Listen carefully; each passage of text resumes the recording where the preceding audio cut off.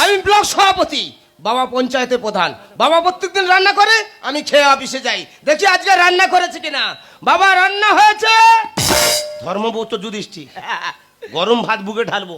ও আর রান্না করনি? রান্না বন্ধ। রান্না বন্ধ কেন? আমি যেটা বলবো সেটা তোমাকে শুনতে হবে।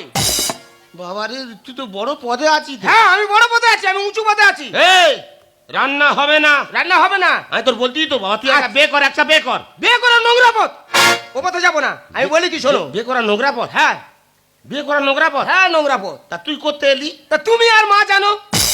তা আমি বলি কি, ওই ওভারে যে হ্যাঁ, আমি 500 পিস তিরপল দিলাম, সেগুলো কি করলে? যারা পাপো তাদের দিচ্ছি। না তুমি কার দেছো?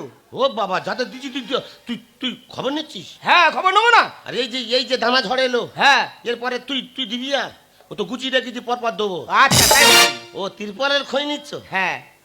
আর তুই যে এই ঘরগুলো নিয়ে কাঁদ দিচ্ছিস। কারো কার দিনি তুমি বলো না। যার ভাতার ঘর নি তার ঘর দিচ্ছি। ওটা বলুন। তা মুখে হাত চাওয়া দিচ্ছি। হ্যাঁ। আমি বলবো কি? আমি সব কথা বললো। দেখো বাবা, উল্টো পাল্টা করবে না কিন্তু। আমি যে পদে আছি তোমার পঞ্চায়েতের পদ থেকে নামিয়ে দিতে পারি। কেন শুয়ার বাচ্চা, দেখ আমার পয়সা খরচা করে ও দাঁড় করানো ভোটে, ও আমার পঞ্চায়েতের পথে লাভিয়ে দেবে। হ্যাঁ নামিয়ে দেবো। হাতে ঝাঁটা